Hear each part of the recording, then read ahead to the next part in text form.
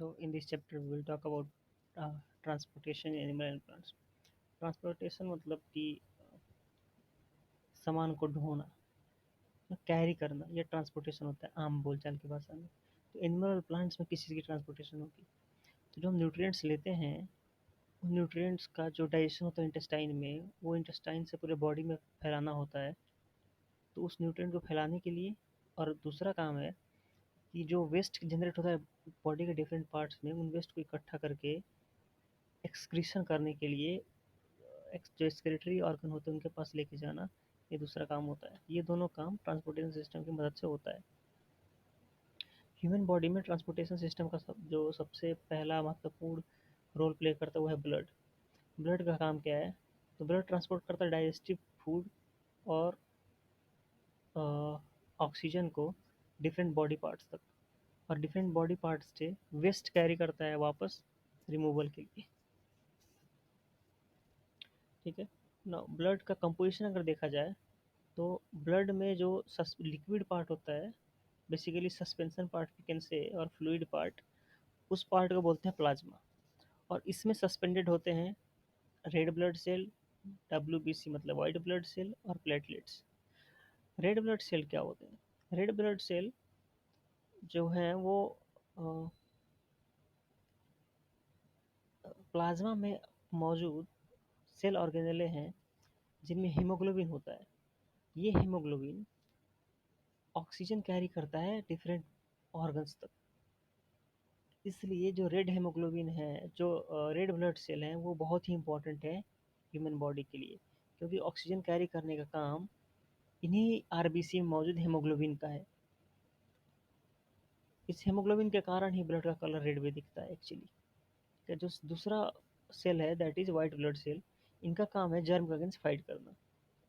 तीसरे हैं प्लेटलेट्स, इनका काम है थक्का बनाना, खून का थक्का बनाना। क्या होता है ना कि हम देखते हैं जब कट जाता है तो कुछ देर बाद वहाँ ब्लड निकलना बंद हो जाता है, क्योंकि खून का थक्का बना देते हैं ये लोग, प्लेटलेट्स। ब्लड वेसल्स हैं वो नलियाँ जो कि ब्लड को डिफरेंट बॉडी पार्ट्स तक कैरी करती हैं। ब्लड वेसल मानव में दो प्रकार का होता है, आर्टरी एंड वेन्स। आर्टरी जो है ये हार्ट से डिफरेंट बॉडी पार्ट्स तक कैरी करती हैं ब्लड, हार्ट से। लेकिन जो वेन्स हैं वो डिफरेंट बॉडी पार्ट से ब्लड लाती हैं हार्ट तक। तो ध्यान देने की बात यहाँ पे ये है कि आर्टरीज हमेशा ऑक्सीजन रिच ब्लड कैरी नहीं करेगा। वो जो डिफिनीशन जो है उसमें ध्यान देने की बात है कि आर्टरी वो अंग है, वो नलियां हैं जो हार्ट से ब्लड कैरी करती हैं, ना कि वो नलियां जो ऑक्सीजन रिच ब्लड कैरी करती हैं। ठीक है। क्योंकि अगर सर्कुलेशन सिस्टम देखेंगे तो हार्ट से डिफरेंट बॉडी ऑर्गन तक ब्लड जाता है, और डिफरेंट बॉडी ऑर्गन से हार्ट तक ब्लड आता है, और सिमिलरली हार्ट से फिर लंग्स तक ब्लड जाता है, और लंग्स से फिर ब्लड आता है हार्ट तक। ठीक है। नाउ जो ब्लड डिफरेंट बॉडी पार्ट से हार्ट तक आता है उसमें होता है कार्बन डाइऑक्साइड, लेकिन जो ब्लड लंग्स से हार्ट तक आता है उसमें होता है ऑक्सीजन।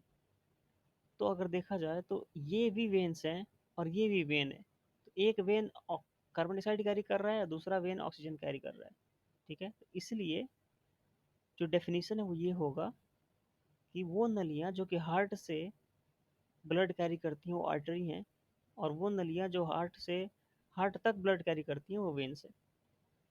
ना जो पल्मोनरी आर्टरी और पल्मोनरी वेन है, ये लंग्स तक ब्लड ले जाती हैं और लंग्स से ब्लड लाती हैं हार्ट तक।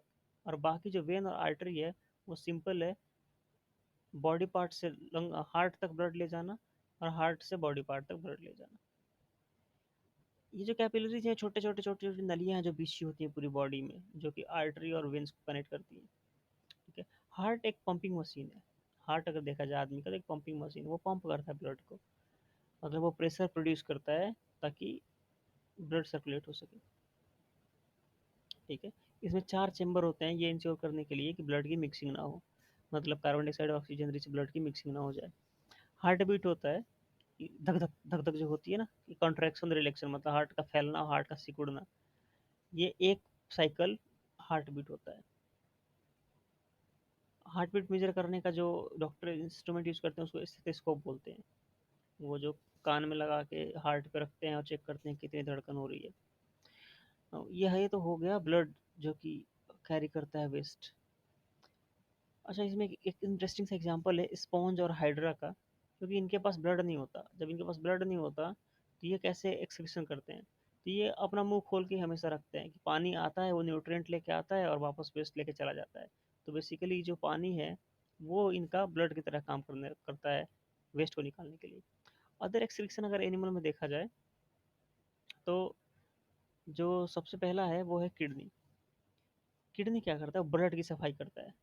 हम पहले ही पढ़े हैं अभी कि ब्लड जो है वो कैरियर है, खाने का सामान ले जाना अंग तक और अंग से वेस्ट लाना।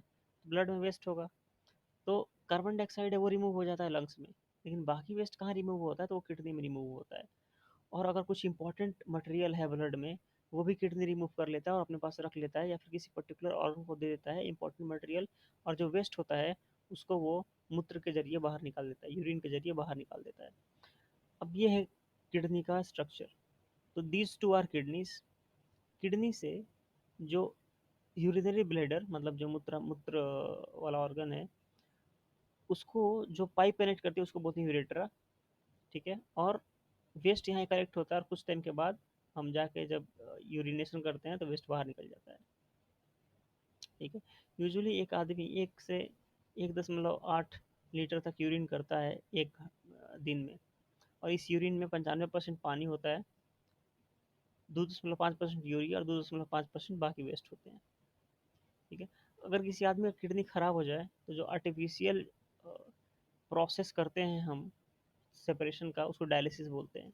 तो artificial process of excretion is dialysis, जो किडनी खराब होने पर होती है। प्लांट में ट्रांसपोर्टेशन कैसे होता है? तो प्लांट में भी दो काम होगा। एक, रूट से मिनरल और वाटर को लीफ तक ले जाना फोटोसिंथेसिस के लिए। और जब लीफ खाना बना दे तो उसको जमीन में, उसको हर बॉडी पार्ट तक, यहाँ तक रूट तक भी ले जाना। तो जो ऑर्गेनेले, जो नलियाँ रूट से लीफ तक ले जाती हैं पानी, उनको बोलते हैं जाइलम। और जो वो नलियाँ लीव से बाकी ऑर्गन तक ले जाती हैं सामान, उनको बोलते हैं फ्लोएम। ठीक है, तो जाइलम जो कि वाटर न्यूट्रिएंट को कैरी करता है लीफ तक, और फ्लोएम जो कि लीफ से मटेरियल कैरी करता है बाकी सारे बॉडी पार्ट्स तक, बना बनाया खाना कैरी करता है ताकि बाकी लोग ग्रो कर सके, बाकी सेल भी ग्रो कर सके। ट्रांसपिरेशन क्या है? तो भैया ट्रांसपिरेशन है वाटर लूज करना प्रोसेस लीफ के द्वारा, वो ट्रांसपिरेशन है। अब इसके दो फायदे हैं। पहला फायदा है कि जब लीफ वाटर लूज करता है तो एक सक्शन प्रेशर क्रिएट होता है जो कि हेल्प करता है रूट से मटेरियल को लीफ तक पहुंचाने में। और दूसरा फायदा है कि यह प्लांट को ठंडा भी रखता है। So this was all about chapter number 7 in class in transportation in living beings.